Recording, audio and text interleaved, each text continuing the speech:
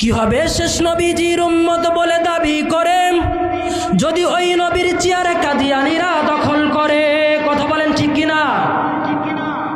বর্তমান আমাদের পরিস্থিতি, আরে নবীর পরে নবী নাই, নবী শেষ নবী, এটার আর কি প্রমাণ চাও? আর গোলাম আহমদ কাদিয়ানীর অনুসারীরা আমার নবীকে নবী বলতে তারা রাজি নয়। আমরা তাদেরকে স্পষ্ট ভাষায় বলতে চাই, নবীর পরে আর কোনো নবী নাই। কাদিয়ানীদেরকে আমরা রাষ্ট্রীয়ভাবে কাফের ঘোষণা চাই। কথা বলেন।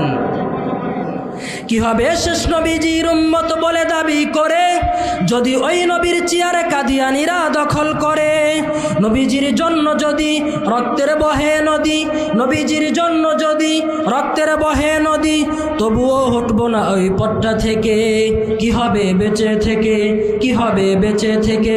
অযথা বিদ্যা শিখে যদি না গড়তে পারো শোষণবিহীন সমাজটাকে, কি হবে বেঁচে থেকে? কি হবে বেঁচে থেকে?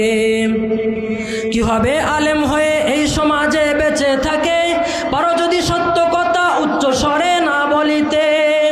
কি হবে আলেম হয়ে এই সমাজে বেঁচে থেকে পারো যদি সত্য কথা উচ্চ স্বরে না বলিতে?